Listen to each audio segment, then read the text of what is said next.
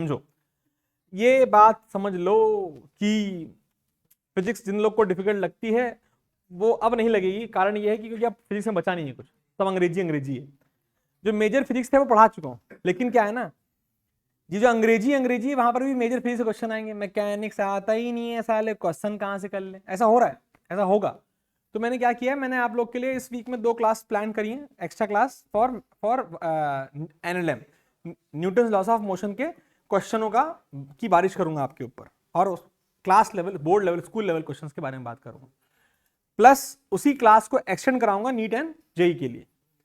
इस वीक में 2 क्लास कब करूंगा, जिस दिन मैं छुट्टी पाऊंगा, शायद मैं कल या परसों छुट्टी पा सकता हूँ, तो ये it will be a short announcement होगा कि हाँ आज मेरी क्लास इस समय है।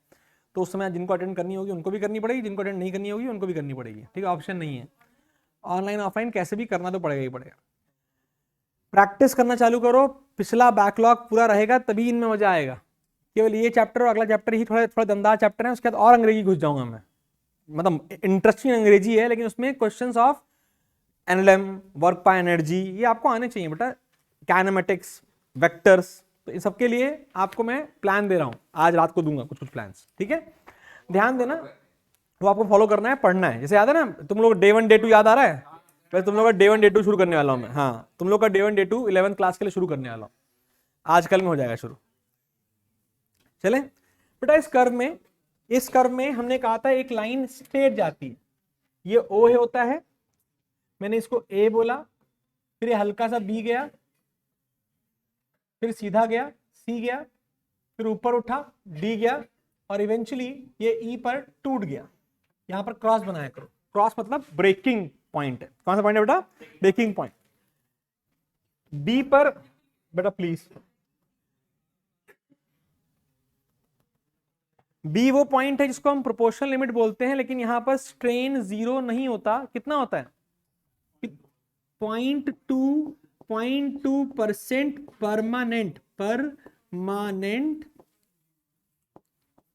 Set. What is the meaning of permanent set, इतना डिफॉर्मेशन हो गया। परमानेंट सेट का मतलब बच्चे इतना डिफॉर्मेशन हो गया। Apart from that I shall be discussing DPS problems जो स्कूल में आई, आई शैल बी डिस्कसिंग मुंजाल का पेपर पूरा। इस संडे को मैं डीपीएस और मुंजाल का पेपर डिस्कस कराऊंगा पूरा का पूरा, ठीक है भाई साहब। एक डीपीएस का, एक मुंजाल का। थ्योरी पार्ट नहीं कराऊंगा, न्यूमेरिकल पार्ट कराऊंगा, तो थ्योरी पार्ट भी आपको आनी चाहिए, क्योंकि उसके अगले संडे के बीच में कभी भी मैं वो पेपर आपसे फिर से ले सकता हूं पूरा का पूरा, सबका। जिन लोगों के पेपर अवेलेबल हो प्लीज सबमिट कर दे रुद्र भैया को, एक बार सबमिट कर दो, स्कैन करके आपको वापस कर दिया जाएगा, क्योंकि हमें स्कैन करने के बाद फोटो खींच करके आराम से हम स्लाइड में डाल पाएंगे। ध्यान सुने, बहुत सारे पॉइंट्स की बात होगी यहां पर, तो फटाफट लिखेंगे। पहला पॉइंट आता है बच्चे, पहला पॉइंट जो यहां से हमें पता होना चाहिए, उसे बोलते हैं हुक्स रीजन। कौन रीजन है बेटा, ओके, हाँ, हुक्स रीजन। हुक्स रीजन है बेटा, रीजन मतलब क्या होता है, जहां तक हुक अंकल एप्लीकेबल हो उसे हुक्स रीजन कहते हैं। यानी दिस रीजन, ये कौन सा रीजन बच्चे, लिखिए लिखिए लिखिए लिखिए लिखिए लिखिए। हुक्स रीजन में क्या होता है, ये आपका हुक्स रीजन है, तो अगर आप ग्राफ में मेंशन करोगे तो ज्यादा अच्छा रहेगा। ये कौन सा रीजन है बेटा, ये नहीं कराया होगा, अच्छा नहीं यार। In Hooke's region, stress is proportional to strain. In Hooke's region, stress is proportional to strain. When I was in class final year, तो मैंने इस पे किताब लिखी थी, इसके बाद वाले पार्ट में mechanical properties of solid fluids, thermodynamics, इन पे मैंने ना अच्छी किताब लिखी हुई अपने शब्दों में, जो जैसे मैं बात करता हूँ उस तरीके से ही। तो उसका कुछ एक्सट्रैक्ट्स मैं आपको दूंगा, इस चैप्टर के एक्सट्रैक्ट्स दूंगा, उसमें लिखा हुआ है जैसे मैं बात करता हूँ वैसे ही लिखा हुआ है मैंने। किताबें मतलब बेटा अलग अलग चैप्टर्स हैं, तो मैं वो पार्ट आपको दे दूंगा, वो मैंने छपवाने के लिए पता नहीं किस साल में छपेगी, तो लोग होनी चाहिए, पब्लिश बाय मेरे ही है आरआरएस। आओ मैं आपको it is basically short notes, लेकिन short notes are quite large, ठीक है। आगे बढ़ते हैं, नेक्स्ट पॉइंट लिखो बेटा, hooks limit.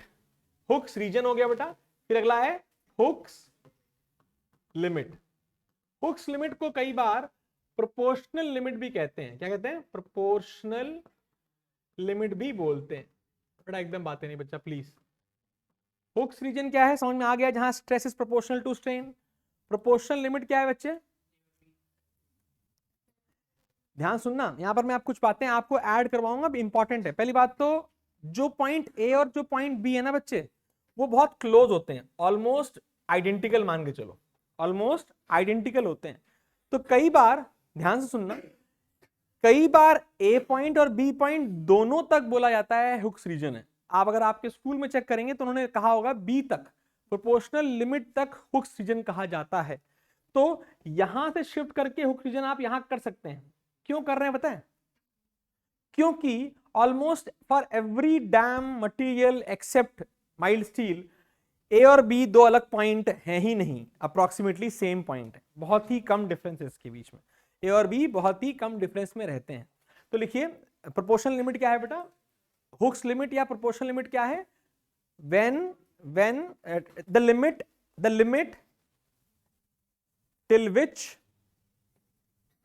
the limit till which Hooke's law is applicable।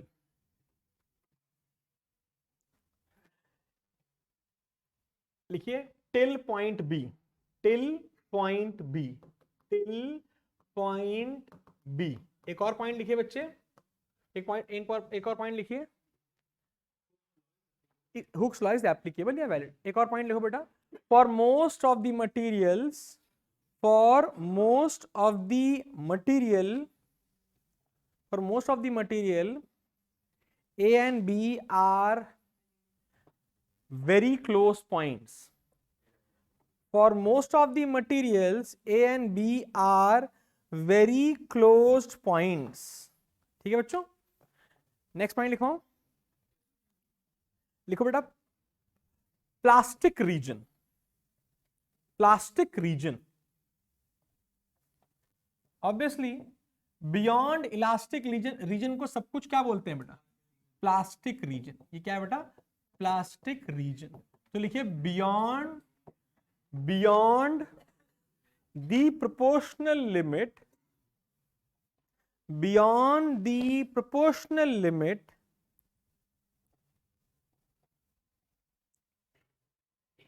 any increase in stress, beyond the proportional limit any increase in stress produces, अभी increase लिखना ठीक है, beyond proportional limit any increase in stress produces permanent deformation, produces permanent deformation, and thus this region is known as plastic region। कोई दिक्कत तो नहीं है बेटा। नेक्स्ट लिखो परमानेंट सेट, परमानेंट सेट।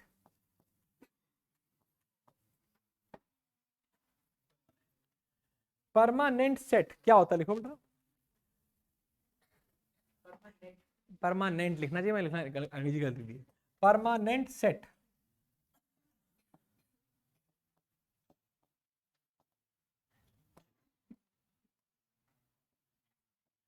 लिखिए बेटा, when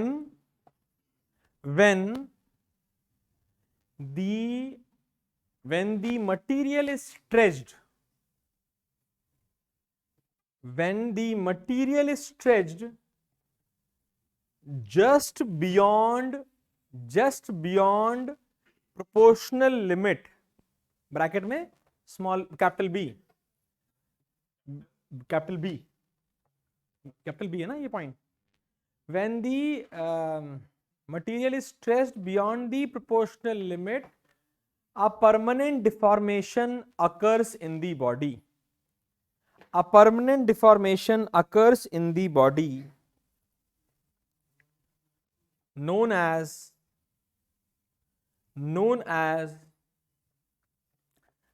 permanent set। next point, known as permanent set। अच्छा पूरा फिर से बोलो बेटा, क्या लिखा है मैंने, when a body is stressed beyond stress beyond, just beyond proportional limit, just beyond proportional limit, it has deformation. It has permanent deformation known as permanent set. Next, the most important point. Next, the most important point, सबसे important. लिखते हैं बेटा yield point. क्या बोलते हैं? yield point.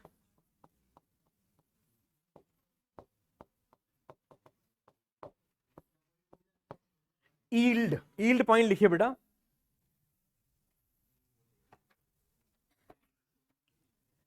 The point on the curve corresponding to the point on the curve corresponding to maximum elastic strength, corresponding to maximum elastic strength is known as yield point, is known as yield point. Bracket में कौन सा point है ये? ए. कौन सा point है? A. A A A. Maximum point on the elastic portion को बोलते हैं यील्ड पॉइंट. फुल स्टॉप ला के लिखिए. नेक्स्ट पॉइंट लिखिए यील्ड स्ट्रेंथ या यील्ड स्ट्रेस. यील्ड स्ट्रेंथ बोला जाता है इसको या यील्ड स्ट्रेस भी बोला जाता है इसको. दोनों नाम से जाना जाता है. इसको डिनोट किया जाता है एस छोटा वाई टी. एस छोटा वाई टी लिखिए. Small Y T. Y T मतलब यील्ड. वाई टी नोटेशन है यील्ड पॉइंट का. ध्यान से लिखिए. The stress corresponding to yield point, the stress corresponding to yield point, the stress corresponding to yield point is known as yield stress or yield strength. Yield stress or yield strength. To be noted, no material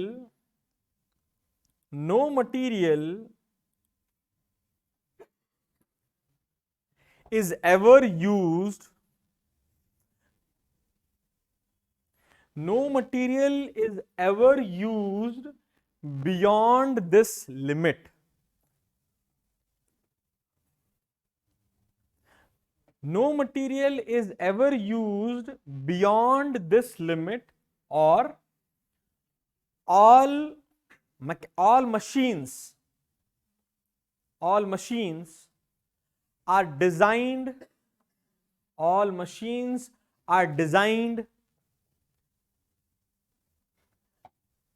to withstand, all machines are designed to withstand this limit. To withstand this limit. Material इसके बाद हम use नहीं कर सकते. उसका कारण यह है कि we cannot suggest, we cannot state, we cannot comment on the nature of the material as soon as it goes beyond this point. मतलब कैसे बिहेव करेगा उसका कोई लेना देना या कोई भी तरीका नहीं है. Rather, it is not even designed for this limit. It is designed way below this limit, somewhere here. और उसको बोलते हैं, अगर यहां पर हमने SWT वर्किंग रीजन होता है कि हम ये लिखने की जरूरत नहीं है, सुन बता रहा हूं बस. बेटा अगर कोई मटेरियल, मान लो कोई मटेरियल SYT झेल सकता है. बना इसे झेल सकता है का मतलब है कि जब तक उस पर फोर्स लगेगी, स्ट्रेस रहेगा, फोर्स हटेगी, स्ट्रेन खत्म हो जाएगा. लेकिन अगर आपने ये लिमिट पार कर दी तो उसमें स्ट्रेन आ जाता है. एक बार स्ट्रेन आ गया तो हम मानते हैं कि material has failed. When it is failed, generally it is never designed to go beyond that limit. मतलब अगर मैं बोलता हूं कि steel has a yield strength of 10 की power 10 mega pascal, let's say ऐसे 10 की पावर, मैंने 2 इंटू 10 की पावर 11 बताया था, याद करो, मैंने पास्कल बताया था. 2 इंटू 10⁻11 पास्कल बताया था, और वो कितना हो गया 2 इंटू 10⁵ मेगा पास्कल।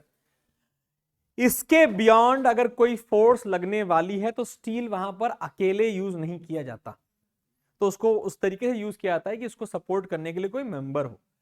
रादर अगर ये वो झेल सकता है तो we don't even go beyond 0.5 SYT, मतलब आधा जो उसकी औकात है उससे आधे से भी ज्यादा हम नहीं जाते। इसको बोलते हैं फैक्टर ऑफ सेफ्टी। क्या बोलते हैं? Factor of safety. Next point लिखो बेटा, factor of safety, something like that. Next लिखो बेटा, नेक्स्ट पॉइंट लिखो, फैक्टर ऑफ, हाँ बच्चे बोल, बता रहा हूं, वही लिखवा रहा हूं बेटा। मान ले मैं, कहां गया पार्थ, मान ले बच्चे ये जो पेन है इसको डिजाइन करते समय जो मटेरियल इंजीनियर ने यूज किया उसे पता था कि ये मटेरियल 200 न्यूटन का फोर्स झेल सकता है विदाउट एनी डिफॉर्मेशन। यानी इसकी क्या चीज बता रहा हूं मैं इलास्टिक स्ट्रेंथ बता रहा हूं एक तरीके से। 200 न्यूटन इसकी मैक्सिमम स्ट्रेंथ है जहां ये यील्ड नहीं होगा, लेकिन जब डिफॉर्म नहीं होगा या डिफॉर्म होगा भी तो फोर्स हटाते ही डिफॉर्मेशन खत्म हो जाएगा। लेकिन जब मैं ये डिजाइन करूंगा ना तो मैं उस 200 का आधा करूंगा, यानी मैं इसको 2 से डिवाइड करूं। 2 is known age factor of safety, the multiple by which we reduce the maximum limit for general usability is called factor of safety। ये फैक्टर ऑफ सेफ्टी जनरल भाषा में जब मैं कहता हूं बेटा कि मान लो मुझे चेयर बनानी है तो इसका मटेरियल जब मैं इसकी फैक्टर ऑफ सेफ्टी यूज करूंगा तो मैं 0.5 तक ही लूंगा। लेकिन अगर मैं बनाता हूं लेट से submarine, is very critical, life depends on the material, तो उसकी फैक्टर ऑफ सेफ्टी मतलब 10 टाइम्स भी ले आती है। नॉर्मली 10 टाइम्स तो बहुत ज्यादा हो जाएगा। Factor of safety let's say we don't go beyond 4 because factor of safety going beyond 4 will make that object so very costly because it will be more heavier. So there is always a limit of economics कि हाँ भाई पनडुब्बी में भी मुझे सोना नहीं लगाना ना भाई साहब, मुझे पता है कि 4 टाइम्स से फैक्टर ऑफ सेफ्टी लगाऊंगा मैं, उसके ऊपर नहीं लगाऊंगा। और डिजाइन कैसे की जाएगी? मान लो सबमरीन्स को डिजाइन किया जाता है एक्सटर्नल प्रेशर ऑफ x, तो उसमें जो मटेरियल यूज किया जाएगा वो कम से कम 3x का किया जाएगा कि मतलब वो झेल जाए x को। समझे बेटा? तो फैक्टर ऑफ सेफ्टी क्या है? एक तरीके से इंजीनियर की सोच और समझ पे डिपेंड करता है कि भाई हाँ मेरे को इसमें इतनी फैक्टर ऑफ सेफ्टी लेनी चाहिए, क्योंकि मुझे नहीं पता ना मटेरियल कैसे बिहेव करेगा, मटेरियल जब बनाया गया तब उसमें कोई डिफेक्ट तो नहीं था, I don't know that. So I will try my best to use my back of experience और मैं उसमें एक फैक्टर ऑफ सेफ्टी जोड़ दूंगा। तो what is factor of safety? लिखिए, factor of safety FOS, factor of safety is the parameter, is the parameter नहीं, क्या अंग्रेजी क्या लिखेंगे बताओ, सोचो। नहीं parameter is the value by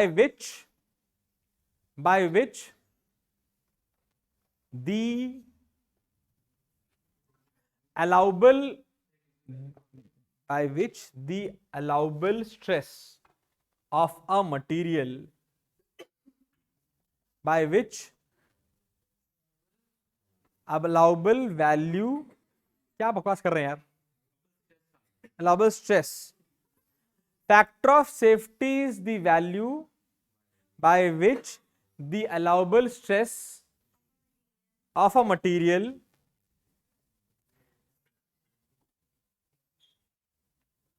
अंग्रेजी सोच रहा हूं,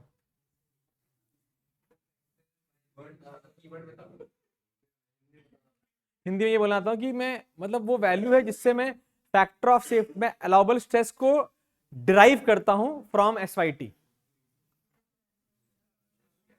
allowable stress is derived from yield stress, which implies that factor of safety क्या होता है? फैक्टर ऑफ सेफ्टी होता है yield stress divided by allowable stress.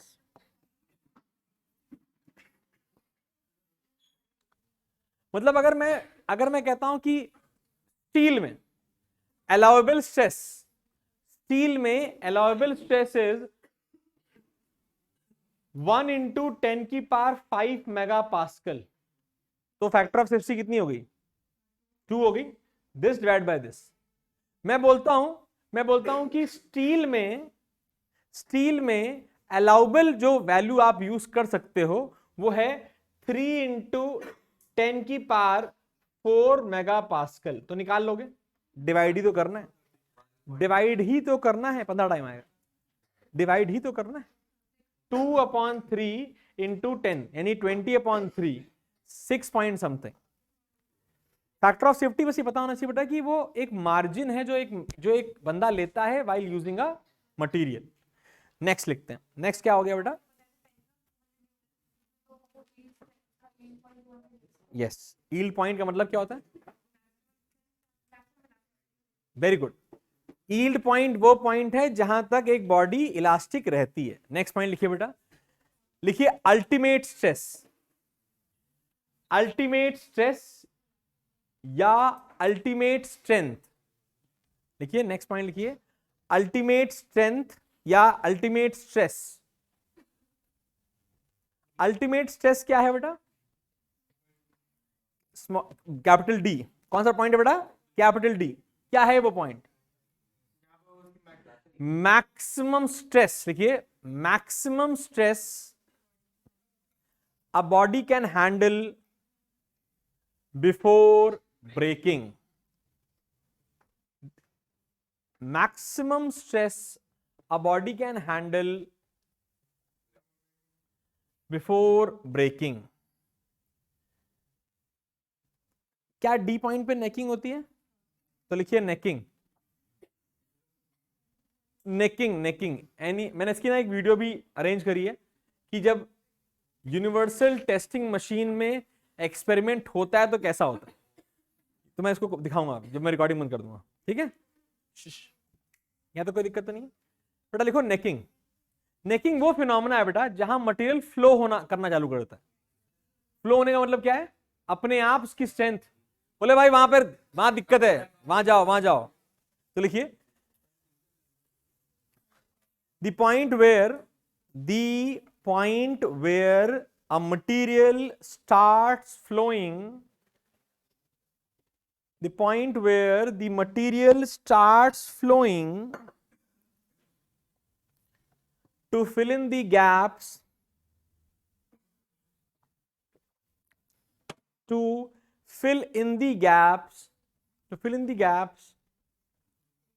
created by the deformation. Very good. To fill in the gaps created by the deformation. To fill in the gaps created by the deformation. Next point लिखते हैं. The last point is, अच्छा necking point कहां पर है? D. Beyond D. इसके बाद यहां से D नेकिंग चालू हो जाती है। E पॉइंट क्या है? Fracture point. लिखिए बेटा फ्रैक्चर पॉइंट है बेटा, यही है। उसके बाद खत्म। फ्रैक्चर पॉइंट मतलब ब्रेकिंग पॉइंट, फ्रैक्चर पॉइंट जिसे भी बोल दो। फ्रैक्चर पॉइंट वो क्या होता है? ऑब्वियसली द पॉइंट एट विच, नहीं इसमें यहां लिखेंगे the point after necking,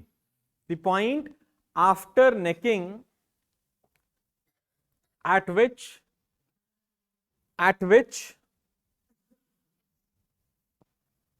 the material finally breaks is known as fracture point. हाँ बेटा,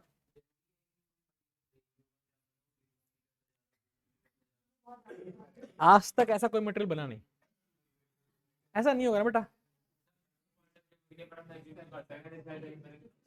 कुछ भी कर ले फिर तो।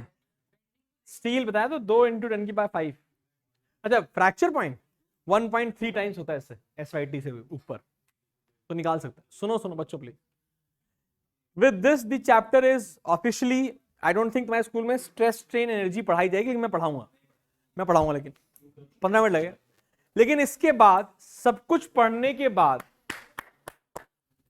हम ये बोल सकते हैं बेटा कि दुनिया के सारे मटेरियल्स 3 कैटेगरी में बांटे आ सकते हैं ब्रॉडली। डक्टाइल, जो ऐसा कुछ शेप फॉलो करे, सब कुछ दिखता है।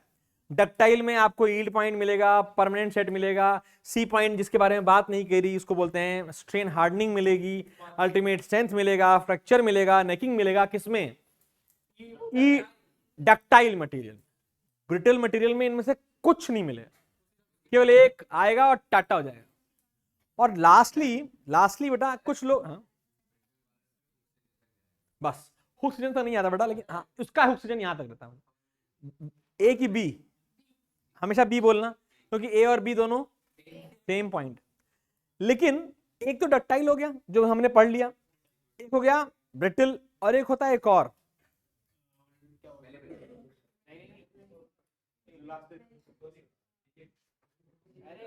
Elastomers.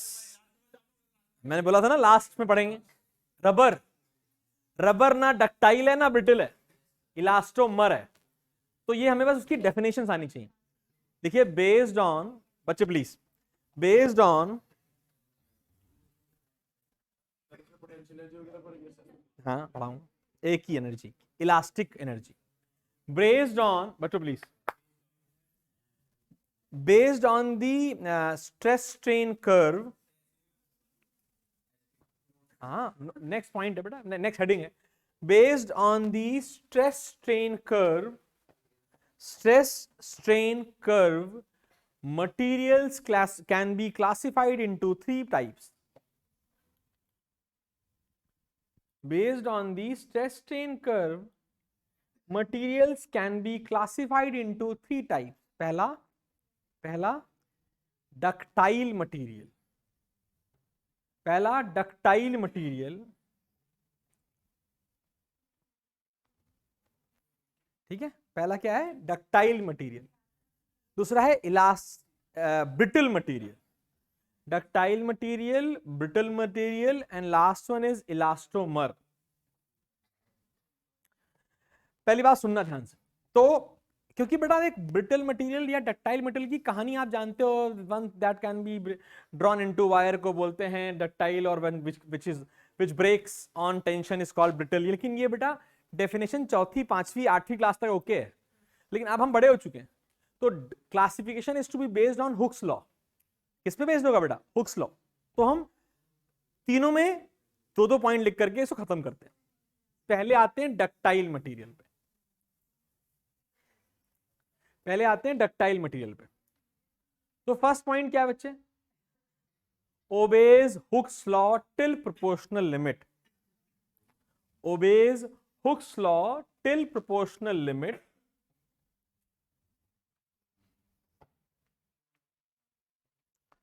obeys Hooke's law till proportional limit. दूसरा point, it is permanently strained, it is permanently strained, it is permanently strained before breaking. When I say permanently strained, मतलब उसकी एक लेंथ बढ़ जाएगी और वो तब टूटेगा। खींचा और जब वो टूटा तो टूटते वक्त उसकी एक लेंथ बढ़ चुकी होगी, उसे कहते हैं परमानेंट स्ट्रेन। पहला पॉइंट है बेटा, it obeys Hooke's law till proportional limit, it is permanently strained before breaking, या बिफोर, या लिखा है मैंने, बिफोर ब्रेकिंग। नेक्स्ट लिखिए बेटा, इसमें एक पॉइंट लिख लीजिए और, most of the materials are most of the metals are ductile. सबसे बेस्ट डक्टाइल मटेरियल कौन सा है? Gold, very good, then silver, and then aluminium. देख लो बेटा, सबसे बेस्ट डक्टाइल मटेरियल आपका गोल्ड है, फिर सिल्वर है, कॉपर है, एल्यूमिनियम है, इस ऑर्डर में। नहीं, यस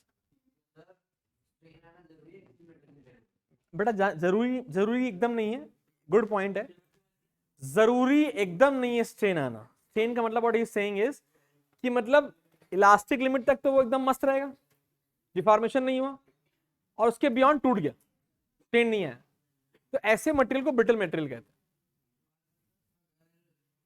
लेकिन ऐसे मटेरियल बच्चे are not advisable to be used in engineering technologies. ऐसे मटेरियल्स जो अचानक से टूट जाएं, आज हम हैं आज नहीं है, तो ऐसे मटेरियल्स यूज नहीं किए जाते बेटा। You don't make engineering equipments by brittle materials generally, because you want an alarming situation कि something bad should happen, but before happening bad वो चिल्लाना चाहिए, चीख चीख क्या अब होने वाला है, अब होने वाला है टाटा। तो वो ब्रिटल मटेरियल्स कभी नहीं दिखाते बच्चे, कोई दिक्कत तो नहीं है।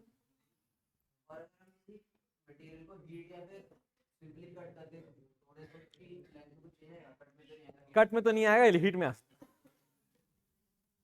बेटा मैंने टेम्परेचर डिपेंडेंसी के बारे में कोई बात नहीं करूंगा, because temperature dependency of materials is quite different. Materials को जब हीट वगैरह किया जाता है तो उनकी डक्टाइल प्रॉपर्टी, उनके हुक्स लॉ, उनकी सारी कहानियां अलग हो जाती हैं, स्पेशली डक्टाइल मटेरियल्स के साथ। तुमने सुना होगा कि अगर किसी मटेरियल को खींचना है, डक्टाइल बनाना है, तो आप क्या करो, उसे हीट कर दो, वो आसानी से हो जाता है। The reason behind it is the molecular level. When you heat an article, उसके बीच के जो मॉलिक्यूल्स हैं उनके बीच की स्ट्रेंथ अपने आप कम हो जाती है, और जब वो कम हो जाएगी तो उनको तोड़ना, इनको खींचना काफी ज्यादा इजी हो। Shall I go ahead now? चले, चलो भाई, next next next next next देखिए, brittle.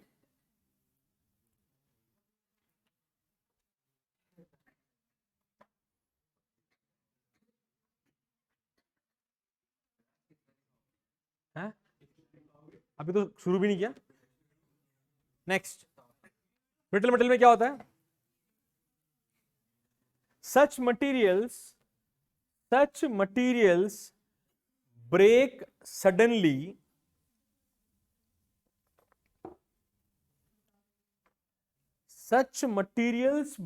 suddenly when stressed beyond elastic limit. Such materials break, क्या लिखा, break suddenly when stressed beyond elastic limit। ठीक है, तो इसमें नेकिंग, इसमें फ्रैक्चर पॉइंट कहां पर होगा? अप्रोक्सीमेटली ए के पास हो जाता है बेटा। तो अगर आप मुझसे पूछें, अगर मैं आपसे बोलूं, सॉरी बी, ए और बी दोनों डिफरेंट नहीं होते, सॉरी, क्योंकि मैं ज्यादा डिटेल में घुस जाता हूं तो वो ए है, लेकिन तुम्हारे लिए बी बी बी बी बोलना है, ठीक है, ध्यान रखें, कोई दिक्कत तो नहीं है, बी बी बी है। तो अभी क्या सुनो, carbon steel is a brittle material, उसका कर्व कैसा है?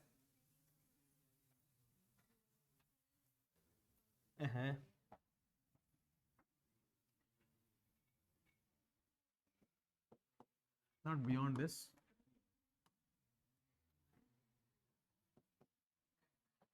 मतलब ब्रेकिंग कहां हो चुकी है? Just beyond proportional limit. ये दोनों ही कर्व आपको टेंसाइल में बताए गए हैं, कंप्रेसिबिलिटी के कर्व अलग होंगे। हाँ, लेकिन हम टेंसाइल तुम्हारे कोर्स में,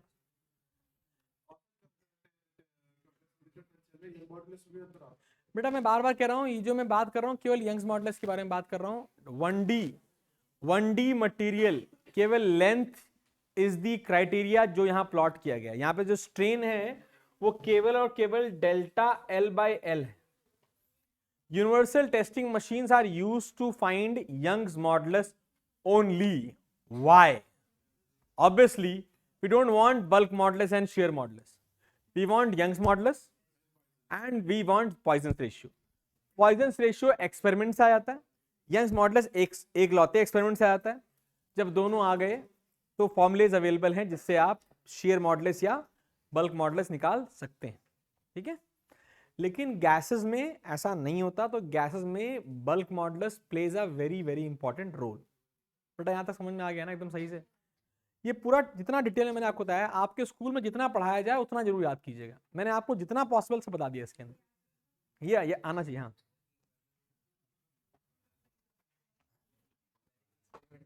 हाँ बता। कॉपर का जो वो होता है ब्रेकिंग पॉइंट, वो इतना होता है पास, ठीक है। ठीक है, सॉरी मेगा पास्कल, ये मीटर स्क्वायर में क्या बोलते हैं इसको? वॉल्यूम, नहीं नहीं नहीं, एरिया। हाँ एरिया, इतने पे ब्रेक, ओ शांत रहो। इतने प्रेशर के बाद, ठीक है। अब सर अगर हम देखें, ये प्रेशर है कि एरिया क्या है ये? नहीं नहीं पास्कल में, हाँ पास्कल ठीक है, प्रेशर है, हाँ ठीक है। ठीक है सर। तो अगर हम देखें जो सिक्का ट्रेन होती है, एक इंजन होता है, उसका जो अप्रोक्सीमेट होता है वो होता है 1,12,800। सर उसको अगर हम एमजी करेंगे कितना हो गया, ठीक है, फिर आगे जल्दी बोल। अब जो लास्ट वैल्यू आएगी वो ये आएगी, कितने न्यूटन। अब जो एक सिक्के का एरिया होता है वो अप्रोक्सीमेट मीटर स्क्वायर होता है, जब उससे डिवाइड कर रहे हैं तो बहुत ज़्यादा आ रहा है, तो वो सिक्का टूट जाना चाहिए, बट वो तो फैल जाता है।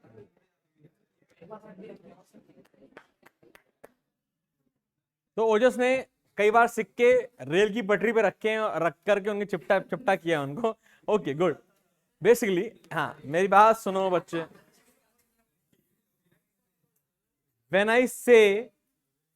आई से डक्टिलिटी, बेटा प्लीज यार, सिक्का ले लो, सिक्का, और सिक्के को, बे यार क्या सिक्के को आप एक लेट्स से एक हाइड्रोलिक प्रेस में रख दो। देखिए ना मूवी आजकल बहुत यूट्यूब में आता है, हाइड्रोलिक प्रेस पे रख दो और दबा दो तो उसका एरिया बढ़ जाता है। बेसिकली एरिया बढ़ने का बहुत सिंपल कारण है बेटा, you have restrained the article to not move in vertical region. You have allowed it to flow. सिक्का is made up of copper and brass, copper and nickel, या जो भी जिसका भी वो alloy होता है, that alloys are highly ductile in nature, highly। और क्योंकि वो highly ductile है, इसलिए जब उस पर आप फोर्स लगाओगे तो डक्टाइल की जैसी कोई चीज डक्टाइल होती है बेटा, वैसे ही वो मेलिएबल भी हो जाता है। एक ऐसी प्रॉपर्टी और आती है मेलिएबल, जो शीट्स में कन्वर्ट हो जाता है। Any material which is ductile in nature will also have a good property of malleability. Breaking, उसका मतलब कि भैया जब जब जब ट्रेन गुजर गई उसके ऊपर से तो वो टूट क्यों नहीं आता, ब्रेक क्यों नहीं आता? ही इज आस्किंग व्हाई वो फैल जाता है। बहुत सिंपल सा कारण है बेटा, और कारण क्या है कि तुमने उसे रखा है कंप्रेसिव लोड में। किसमें रखा है? कंप्रेसिव लोड में। कंप्रेसिव लोड्स में चीजें क्रैक नहीं होती, वो मेलिएबल होना चालू हो जाती। ये प्रॉपर्टीज है मटेरियल प्रॉपर्टीज में। कुछ क्लासिकल प्रॉपर्टीज में दो प्रॉपर्टीज बहुत क्लासिकल है, एक हो गई डक्टाइल और एक हो गई मेलिएबल। नेक्स्ट टाइम जब आप जब ये एक्सपेरिमेंट करते हो तो आपको ये एक्सपेरिमेंट कैसे करना है सुन लो भैया। ट्रेन जाना, फिर से सुन लो यार। सिक्का लेना, 10 रुपए लेना है, मुझे थोड़ा बड़ा चाहिए। अब क्या करें, जहां पर दो दो रेलवे ट्रैक्स जुड़ते हैं, जहां पर वहां पर गैप होता है, बट गैप काफी ज्यादा गहरा होता है। तो उसमें क्या करें, आप कोई ईंटे का टुकड़ा लगा दें और उसके बगल में आप इस डायरेक्शन में सिक्का लगाएं जिस डायरेक्शन ट्रेन आ रही है, उतना तुम्हें सोचना पड़ेगा। अब क्या होगा, कुछ नहीं होगा बेटा, they are design for so much of load, वैसा नहीं पलट सकती। तो जब सिक्का जब उसके ऊपर से गुजरेगी ना तो सिक्का क्रैक हो जाएगा इस बार, क्योंकि हाँ उसमें ब्रेकिंग, उस पर शेयर फोर्स लग रही है। कंप्रेसिव रख दोगे तो कंप्रेसिव में मैक्सिमम मटेरियल्स फ्लो करते हैं, एंड फ्लो करने की प्रॉपर्टी को ही मेलिएबिलिटी कहते हैं। फ्लो करने की प्रॉपर्टी को क्या कहते हैं? मेलिएबिलिटी। जब वो वायर में फ्लो करता है तो वो लंबा हो जाता है, जब वो प्लेट में फ्लो करेगा तो उसका एरिया बढ़ जाएगा, इसलिए ऐसा हो रहा है। ठीक है बेटा, लेकिन ये फ्लो केवल और केवल कंप्रेसिव लोड में होगा, टेंसाइल लोड में या शियर लोड में नहीं होगा। तो अगली बार जब मौका मिले प्लीज करें, ठीक है। आगे बढ़ जाओ,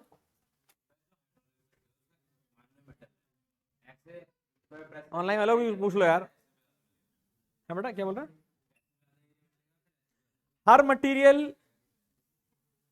हर मटेरियल इक्वली स्ट्रांग है अपने हर शेप एंड साइज में, लेकिन अगर आप एक सिलेंडर को ले लें, सिलेंड्रिकल रॉड ले लें छोटी सी, अब सिलेंड्रिकल रॉड को मैं एक प्रेस में दो तरीके से रख सकता हूं, एक तो उसके बेस से और एक उसके सरकमफ्रेंस से।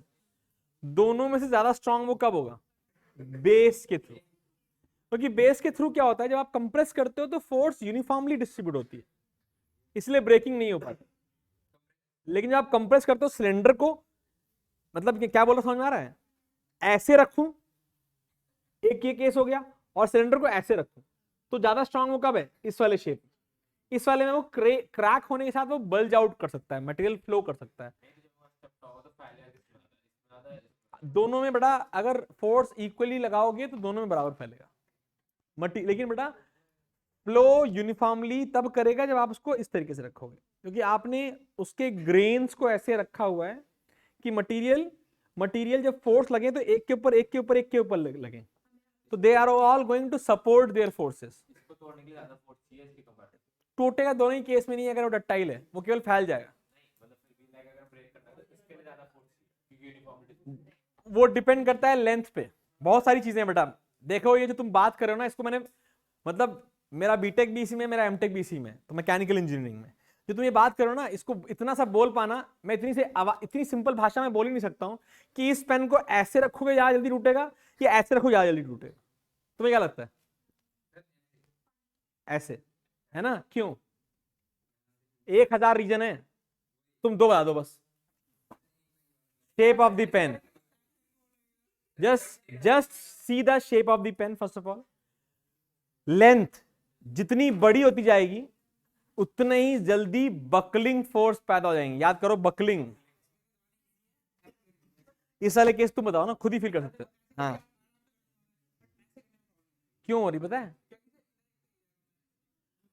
हर मटेरियल की 2 टाइप की प्रॉपर्टी होती है, आइसोट्रोपिक एंड एनिसोट्रोपिक। आइसोट्रोपिक मतलब हर डायरेक्शन में सेम प्रॉपर्टी।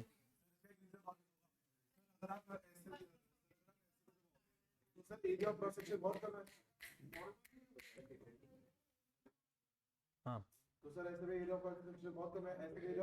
बहुत ही ज्यादा कम है। ऐसे वाले केस में एरिया ऑफ क्रॉस सेक्शन है ही नहीं, एक लाइन है, टेंजेंशियल लाइन है, एरिया ऑफ क्रॉस सेक्शन बहुत कम है, और इतना कम है भाई साहब कि प्रेशर बहुत जल्दी, क्रशिंग बहुत जल्दी हो जाएगी। अब बस मैं समझ गया तुम बहुत बड़े हल्को, लेकिन कोई यहां तक आया। खेल प्रेशर का है। एक हाथी आपके पैर पे खड़ा हो जाए ना, एक हाथी अपना पूरा पैर आपके पैर रख दे, तब आपको कम फोर्स लगेगी। बताओ तेरे को, सुन लो, बताओ कैसे? चुप रहो जब मैं कुछ बता रहा हूं तो। मैं आपको बोलूं कि आपके पैर पे हाथी का पैर खड़ा होगा, आपको दर्द होगा, अच्छा दर्द होगा नो डाउट, लेकिन आपके पैर का डिफॉर्मेशन नहीं होगा इतना, मतलब थोड़ा बहुत फैल जाएगा। लेकिन अगर मैं इस पेन से हाथी के फोर्स से भी 1/10 फोर्स लगा दूं तो वहां छेद हो जाएगा। पूरा है ना?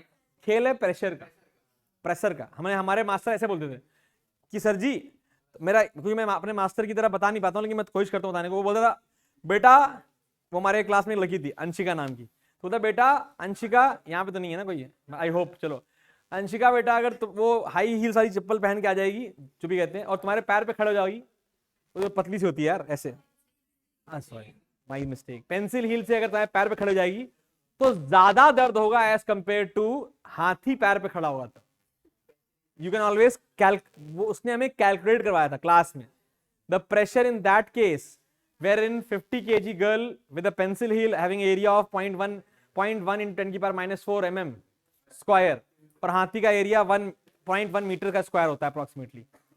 तो भैया जो प्रेशर आएगा उस केस में आपके पैर में छेद हो जाएगा। ठीक है भाई साहब, वो कैलकुलेशन है। Why am I talking this about this? Because pressure plays a very important role. Now यहां तक कहानी समझ में आ चुकी है। लास्ट टॉपिक करते हैं, देन हम डिस्कस करेंगे फ्लूइड्स।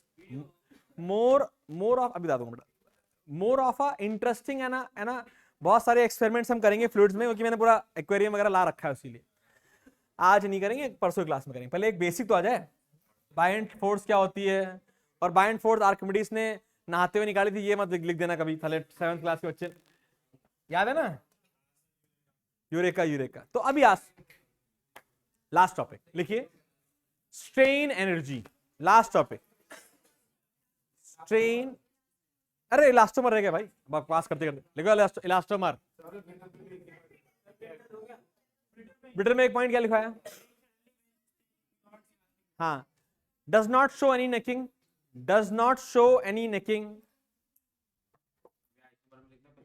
पहले ब्रिटल में ना, does not show any necking. Third वाला क्या है बच्चे? एग्जाम्पल क्या है? Carbon steel, carbon steel, don't call it carbon steel, call it cast iron, don't call it carbon steel, काट दो, काट दे, लिख दे cast iron, cast iron. Cast iron जो है वो हाईली ब्रिटल होता है, ठीक है। नेक्स्ट पॉइंट बेटा, एक बार लेड ले सकते हैं, लेड एक एग्जांपल है, ब्रिटल ब्रिटल मटेरियल का एक एग्जांपल लेड भी है। लेड, लेड, अरे पीबी, पीबी, बीबी, तुमको बीबी चाहिए ना। आगे नेक्स्ट, भूल गया, नहीं नहीं, इसमें एक और पॉइंट था यार। Star star star, ductility and brittleness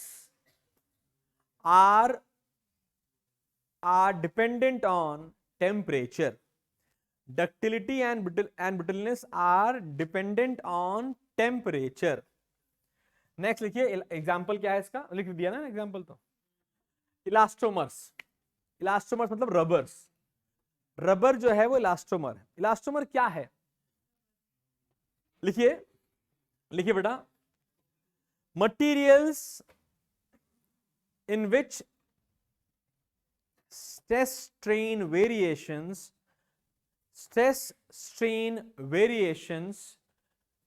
does not obey Hooke's law,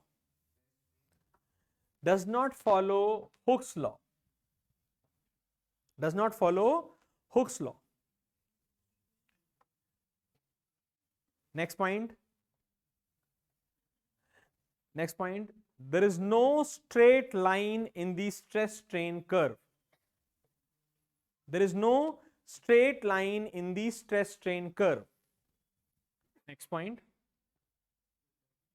there is no straight line in the stress strain curve. No. Next point, within elastic limit. Elastic limit क्या होती है? जहां स्ट्रेस हटाने पर strain खत्म हो जाए। तो लिखिए, with in elastic limit strain produced in elastomers, with in elastic limit strain produced in elastomers are much larger than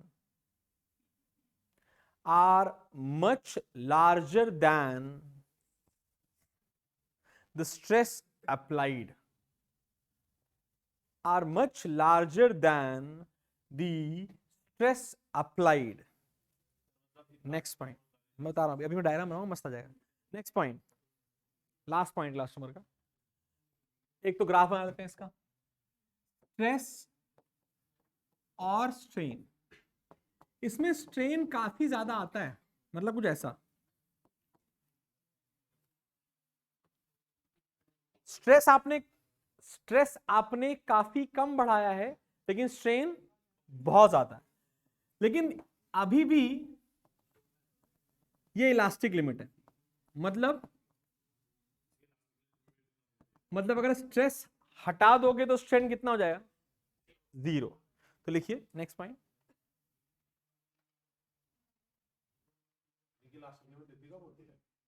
बहुत कम, इसीलिए तो ये मैंने कहा था रबड़ ज्यादा इलास्टिक है कि स्टील, रबड़ की बहुत कम वैल्यूज, बहुत कम होती है। लेकिन बेटा इसमें क्या बताना आ रहा हूं, कोई स्ट्रेस चेन कर्व नहीं है, हुक्स लॉ है ही नहीं, लेकिन इलास्टिक लिमिट होती है। लेकिन उस इलास्टिक लिमिट में आप थोड़ा सा स्ट्रेस दीजिए, स्ट्रेन बहुत ज्यादा होता है, थोड़ा सा स्ट्रेस दीजिए, स्ट्रेन बहुत ज्यादा होता है, लेकिन आप स्ट्रेस हटा दीजिए, स्ट्रेन गायब हो जाता है। स्ट्रेस हटा दीजिए, स्ट्रेन गायब हो जाता है और ऑब्जेक्ट एग्जैक्टली अपने सेम शेप में पहुंच जाता है। वही लिखवाने आप, लिखिए, an elastomer after being stretched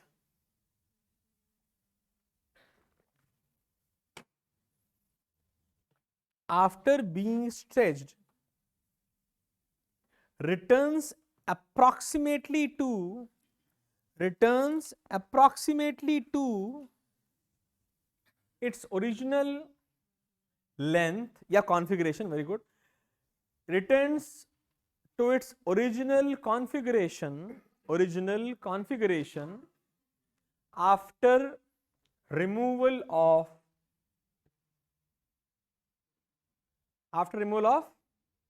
stress. Example क्या है इसका? नेचुरल रबर, सिंथेटिक रबर, ये दोनों ही एक से एग्जाम्पल्स हैं. Natural rubber, synthetic rubber, rubber like plastics भी होती हैं, लेकिन हम दो लिखेंगे, नेचुरल रबर या सिंथेटिक रबर. ये दोनों ही बेटा इलास्टोमर कैटेगरी में आते हैं. ये इलास्टिक मटेरियल नहीं है क्योंकि इनकी इलास्टिक लिमिट बहुत बहुत बहुत कम है और उस इलास्टिक लिमिट में हुक्स लॉ फॉलो नहीं होता. यस, हाँ, ह्यूमन स्किन इज, कई लोग ना सोचेंगे ह्यूमन स्किन इलास्टिक है, लेकिन स्ट्रेस स्ट्रेन कर्व फॉलो नहीं करती ह्यूमन स्किन. ये हमें पढ़ाया गया है, ये this is classical question. Human skin के अलावा एनिमल स्किन पे हमने ये एक्सपेरिमेंट भी किया हुआ है, हमने ग्राफ भी प्लॉट किया हुआ है, और हिरण की स्किन पे है. ये बोलना नहीं चाहिए लेकिन अब क्या बोला जाए, मरा हुआ हिरण मिल गया तो हमने कहा लाओ छील के ले चलो.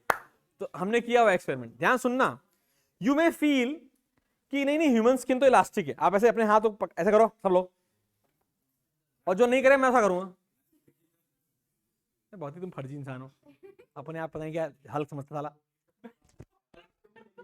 आप अपने हाथ की स्किन को कितना खींच पा रहे हैं? 1 किलोमीटर, आधा मीटर, 10 सेंटीमीटर, 1 सेंटीमीटर, हाँ 1 से 5 सेंटीमीटर, बस मैक्स 5 में बहुत हो गया, लेकिन ह्यूमंस कर लेते हैं. लेकिन ये जो फोर्स है ना, तुम लगा ही नहीं पाओगे क्योंकि तुम अपने पे लगा रहे हो. अब अगर तुम अपने बगल वाले पे ये फोर्स लगाओगे तो ज्यादा ज्यादा खींचते हुए दिखाई देगी. समझ बेटा, स्ट्रेस स्ट्रेन कर्व फॉलो नहीं होता और ये बहुत कम इलास्टिक होती है. हाँ, वो एक लिमिट जो है वो बहुत कम है, वो एक लिमिट बहुत कम है बच्चे. ह्यूमन स्किन तो हमने यूज नहीं करी, अगर तू डोनेट करेगा तो हम तेरे पे करवा देंगे. हाँ. जो तबले में लंबी लंबी, आपने देखा होगा तबला वगैरह क्या करते हैं, वो उसको बेटा उसको बहुत ट्रीट किया जाता है. ऐसा नहीं है कि मारा किसी को मारा और उसको लगा दिया उसके ऊपर. It is highly treated and वो अपने मैक्सिमम स्ट्रेच करने के बाद रखी जाती है, बिकॉज एक बार मैक्सिमम स्ट्रेच कर दिए, एनिमल स्किन देखी होंगी तबले वगैरह लगती हैं, तो बेटा वो कैसी होती है, अगर उस पर एक लिमिट के ऊपर फोर्स लगी, जय श्री राम बोलता है, कहते हैं ना ढोल फट जाएगा आपका भाई. इसीलिए बेटा लास्ट लिखिए,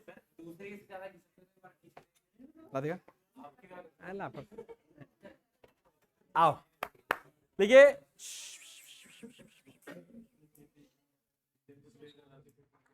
स्ट्रेन एनर्जी लिखिए, स्ट्रेन एनर्जी, स्ट्रेन एनर्जी पढ़ाया नहीं होगा, पक्की बात पढ़ाएंगे. अरे वाह, हैं आज स्ट्रेन एनर्जी. बेटा प्लीज बेटा, बहुत बातें कर रहा हूँ. स्ट्रेन एनर्जी, जब किसी बॉडी को आप स्ट्रेन करते हैं तो उसके अंदर एनर्जी स्टोर होती है. Do you want me to prove it with Kartikeya?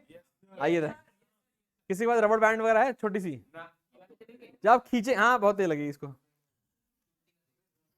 ये कहां से ले आया तू? हाथ मिला है, कैसे बैग घूम रहा है? ओए ओए, अच्छा किसी और का है? मम्मी से पूछिए इनकी, ये मम्मी का. ओ इधर आ, ओए मैं लग गई. देखो obviously this elastic in nature and ये इलास्टोमर है. ये क्या है बेटा? जो हंसता हुआ दिखेगा ना उसको दांत तोड़ दूंगा मैं, नाक पे मारूंगा, लेकिन मुंह पे ज्यादा यहाँ रख. बेटा एक बात सुनना, अब ये तो बहुत ही कम इलास्टिक है यार, एक्सट्रीमली कम इलास्टिक. अब इस इलास्टिक में जब मैं इसे खींचता हूं तो मैंने क्या किया, ऐसे टूटेगा कोई दिक्कत नहीं है, मम्मी का वो दिक्कत नहीं होगी, है ना?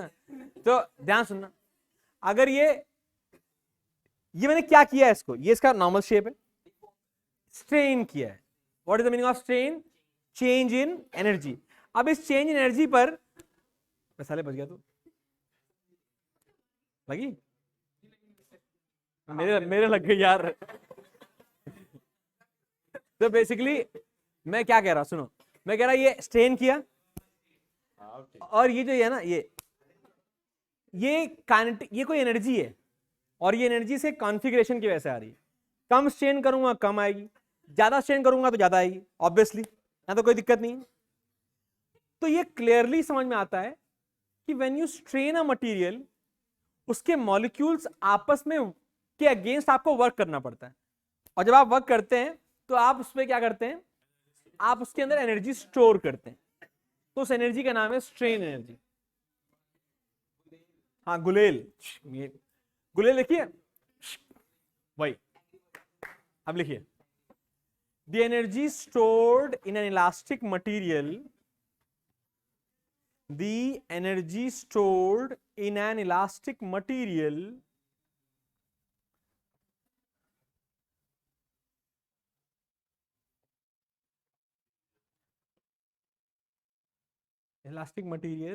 when stretched within elastic limit, when stretched within elastic limit is known as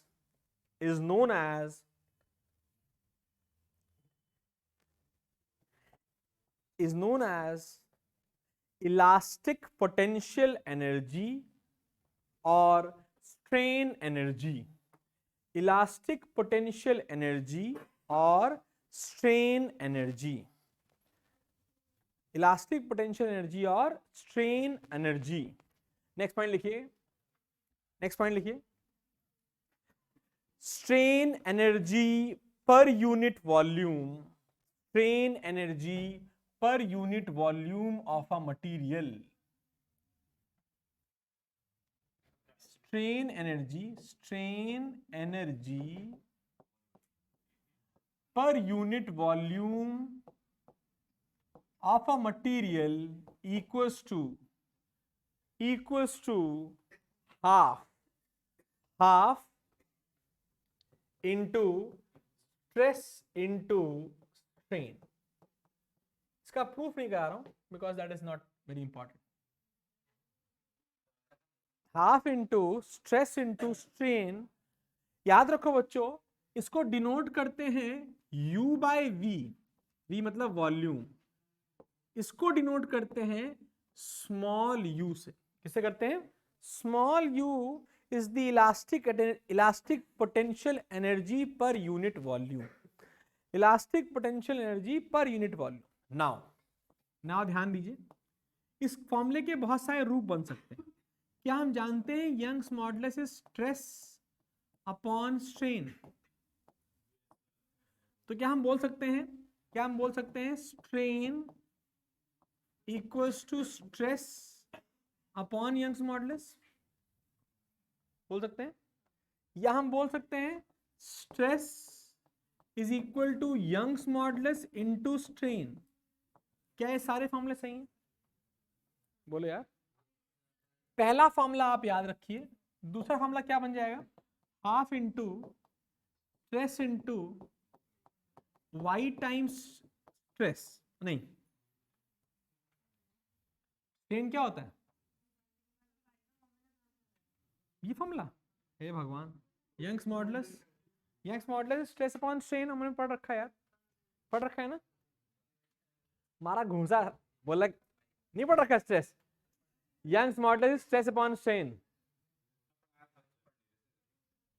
तो स्ट्रेन क्या हुआ बेटा?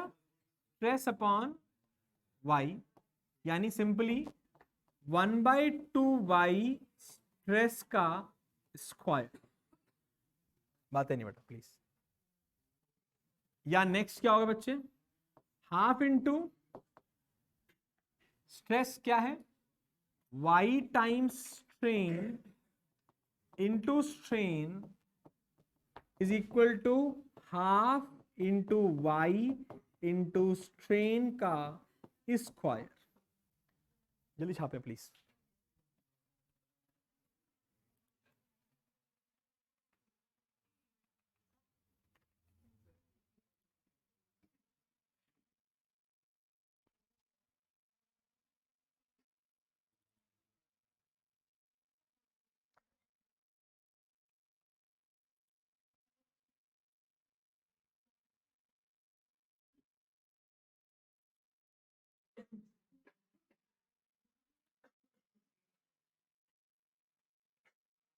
आराम से बेटा, इतनी खांसी हो रही है, साला मर ही जाएंगे पूरी क्लास। चलो एक दो क्वेश्चन कर लें, छोटे छोटे छोटे छोटे पिद्दी पिद्दी क्वेश्चन। हाँ तो बहुत बढ़िया, अच्छी बात है, खुशी की बात।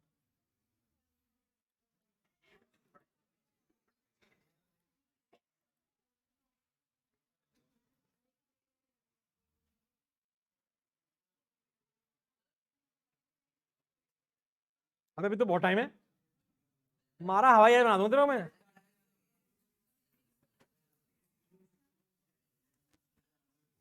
कहाँ जान दो, लपड़िया तेरे को मैं लपड़ियाऊंगा जरूर किसी दिन।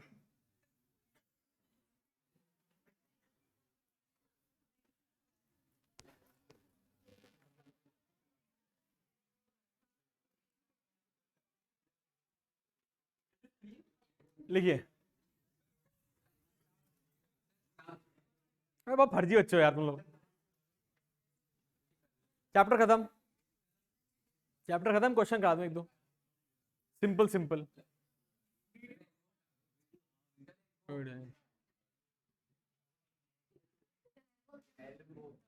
एल्बो में घुसे ही मार देंगे। आओ, अबे हाँ खून भी रखा है भाई।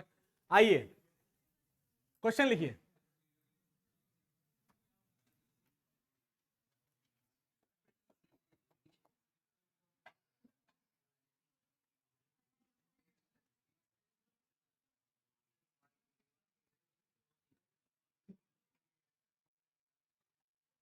ध्यान दीजिए,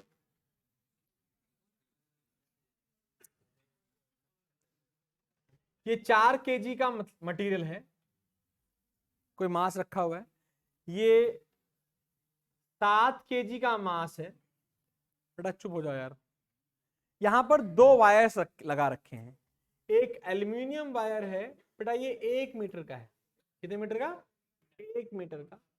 और ये कॉपर वायर है, ये कॉपर वायर है, और ये है 0.7 मीटर, 0.5 मीटर का। किसका है बेटा? 0.5 मीटर्स का है। दिया हुआ है given, given area of aluminium wire and area of copper wire आपको दिए हुए हैं। एल्यूमिनियम वायर का एरिया आपको दिया है, कितना दिया है?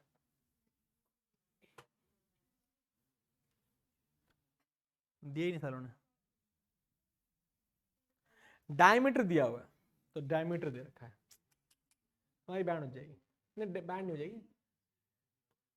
तो डायमीटर ऑफ एल्यूमिनियम आपको दिया हुआ है और डायमीटर ऑफ कॉपर आपको दिया हुआ है। Diameter of aluminium is 1.4 mm and diameter of copper is 1 mm। ठीक है। Also given Young's modulus of aluminium दिया हुआ है and Young's modulus of copper दिया हुआ। कितने हैं? Young's modulus of copper is given as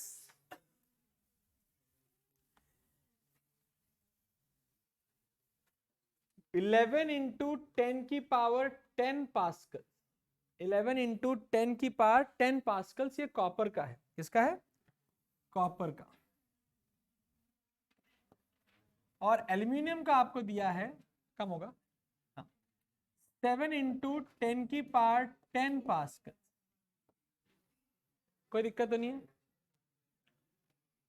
find the elongations in aluminum and copper wire.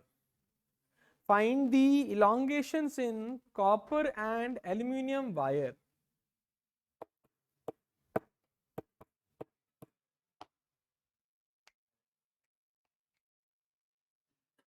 बिना टेंशन के होगा नहीं, और जब तुम्हें टेंशन ना आती होगी तो हम तुमको टेंशन दे देंगे। आज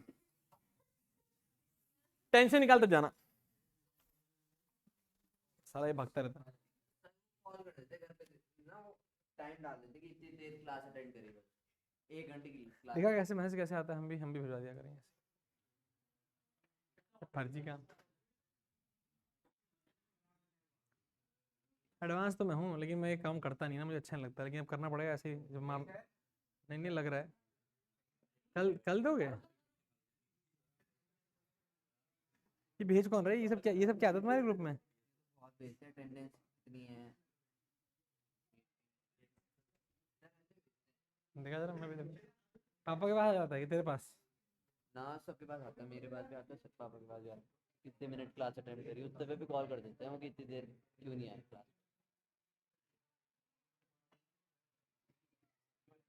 तो ये 7 किसका था? ये इन सब ने 7 मिनट करी? हाँ बस। अच्छा, उन्होंने 7 मिनट का स्लॉट बना रखा है। अच्छा, ये डिफॉल्टर ये सब लिखने का मतलब फायदा क्या होता है? पे कॉल करते हैं पेरेंट, बच्चे को कहते हैं। कहते हैं तेरे पापा तेरे को? ना मैं नहीं करता ना, मेरे एक बार हो गई थी। एक जा। दिन मैं टाइम पे निकला, मैं 15-20 मिनट लेट।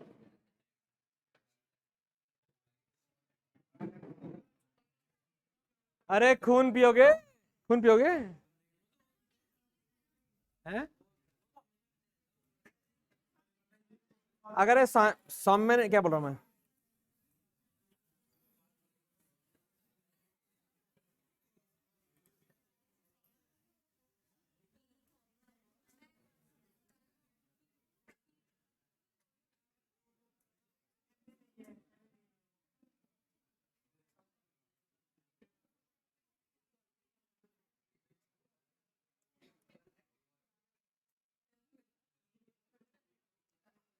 अर्पित, तेरा रोलिंग आई थी तेरे यहाँ?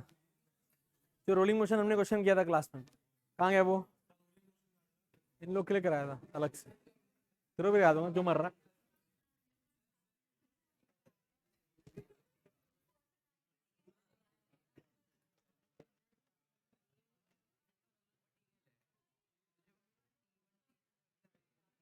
अब हम करेंगे रिलेशन, मतलब अलग होगा, अलग होगा। होगी तो ना लगेगी तो क्या कैसे लगती थी। आइए, समय समाप्त हो चुका है, इससे आज समय देना पॉसिबल नहीं है। आइए, कॉपर से पूछिए। अबे कॉपर, बोले हाँ जी हाँ। तेरे नीचे कितना वेट है बे? 7 kg। वो क्या होता है? 70 न्यूटन। चुप हो जा बेटा। 70 न्यूटन का फोर्स आपने नीचे लगाया, पक्की बात। क्या ऊपर है आपके टेंशन? अबे ऐसे ऊपर है आपके T1 टेंशन। क्या इसके ऊपर T1 यहां लगेगा? आवाज। और क्या यही T1 यहां भी लगेगा? लगेगा ना? कोई दिक्कत तो नहीं है? थोड़ा फील करना। क्या जो ये T2 लगेगा, क्या T1 और T2 बराबर होगा, अलग अलग होगा? अलग होगा। क्यों अलग होगा बच्चे मेरे? मटेरियल अलग, टेंशन अलग। अब अगर ये आपको आता है तो आप इस वायर का एफबीडी बनाने वाले, और कुछ नहीं। हमेशा शुरुआत करते वक्त ऊपर से शुरू कीजिए, हमेशा आसान हो। एल्यूमिनियम के बारे में बात करते हैं। अबे एल्यूमिनियम, हाँ बे, तेरे नीचे फोर्स कितनी है बे? T2 फोर्स है सर। कितनी फोर्स है? T2। कोई दिक्कत तो नहीं है। वायर, केवल वायर जो है बेटा, वो तो नीचे T2 फोर्स लग रही है ना, उसको नीचे खींच रही है वायर। वहां पर वायर देख, यहां और यहां दो एंड पे, जब तुम नीचे खींचोगे तो उसको, उसके ऊपर T2 बनेगा पैदा, वो दिखाया। दोनों तरफ T2 ही आएगा, जितना इधर उतना ही उधर, कोई दिक्कत नहीं है। रुक जा यार, रुक जा। मास लेस स्ट्रिंग्स, अप्रोक्सीमेटली वहां दिया है मास किसी का, तो फिर आ गया। ये तो कॉपर का फिगर है, किसका? एल्यूमिनियम का फिगर। ओके, अब इस ब्लॉक का फिगर बनाते हैं। ब्लॉक ने बोला देखो सर, ऊपर अंकल T2, नीचे अंकल T1, और मेरा मास नीचे कितना? 40 न्यूटन। और क्योंकि मैं ऊपर नीचे कहीं जा नहीं रहा हूं, तो क्या ये नीचे की फोर्स और ऊपर की फोर्स बराबर? कितनी? 40 प्लस T1 बराबर T2। पहली इक्वेशन समझ आ गई या नहीं आई? क्या ये पहली इक्वेशन समझ, हाँ बेटा बोल बेटा, ऑब्वियसली वो बंधी हुई है तो इक्विलिब्रियम ही हुआ ना, ठीक है, बंधी हुई है। नेक्स्ट इससे बारे में बात करते हैं। हाँ भाई कॉपर, यस सर, कॉपर जी तुम्हारे पर नीचे कितनी फोर्स है जी? देखो कॉपर से अच्छा है कि ब्लॉक बना ले, ब्लॉक बना 7 kg, बोला हाँ जी। नीचे कितना जी? 70 जी। ऊपर कितना जी? T1 जी। क्या 70 और T1 बराबर होना चाहिए जी? नहीं आया जी। तो 71 की वैल्यू 70 न्यूटन Eg, बोल Eg और नॉट। क्या T2 की वैल्यू कितनी आ गई? 110 न्यूटन। खेल खत्म, पैसा हजाम। T1 is 70, T2 is 110। क्या हमें याद है, क्या हमें याद है कि Y का फॉर्मूला होता है force upon area upon delta L upon L और FL by A delta L। या हमने यहां पर पढ़ा हुआ है क्या जी, क्या जी, कि डेल्टा L और कुछ नहीं FL बाय AY होता है। होता है कि नहीं होता है? यहां फोर्स क्या है? टेंशन। यहां फोर्स क्या है? टेंशन। तो अब हम निकालते हैं टेंशन डेल्टा एल इन एल्यूमिनियम। फोर्स कितनी है एल्यूमिनियम में? T2 110। L कितना है? 1 मीटर।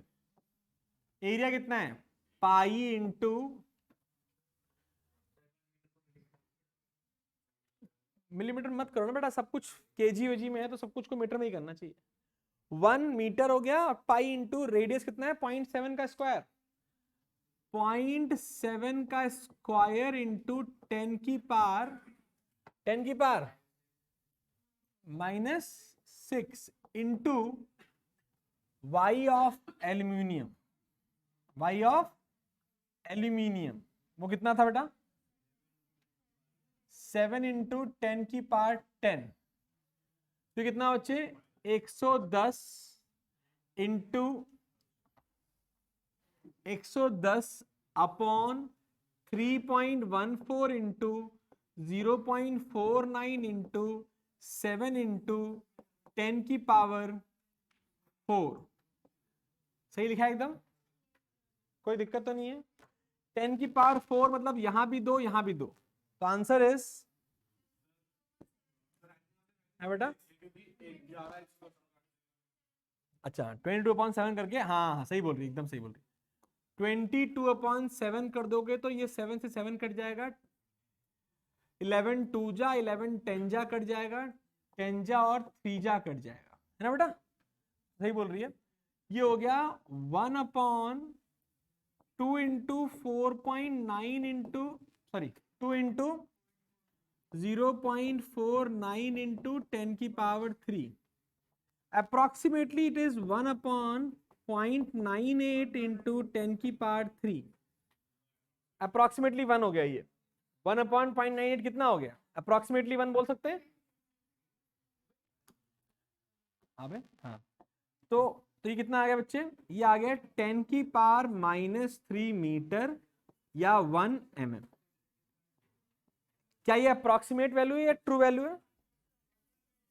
तू सोच, बोल।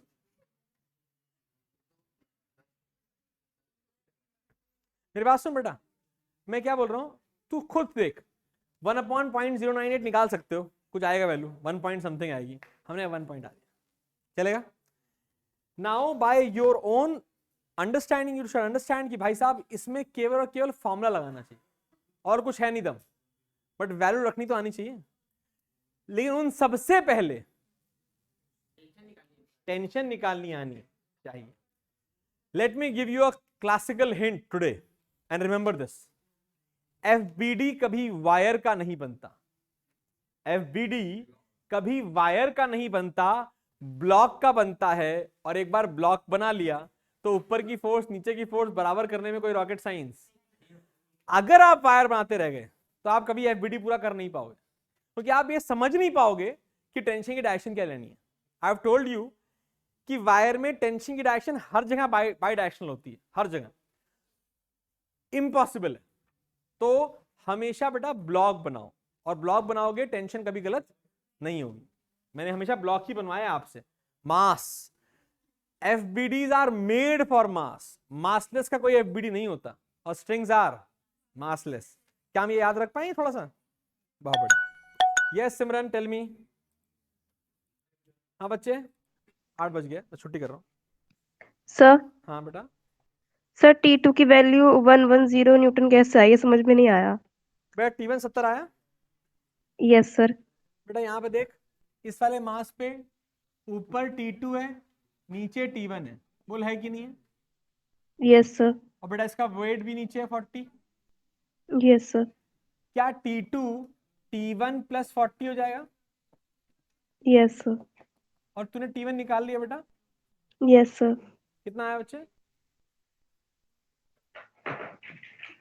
सर 110। हाँ, अब मेरी बात सुनो, मेरी बात सुनो।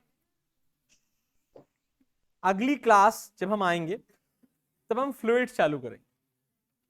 फ्लूइड्स के दो पार्ट्स, डायनेमिक्स एंड काइनेमेटिक्स, उसमें भी काइनेमेटिक्स है।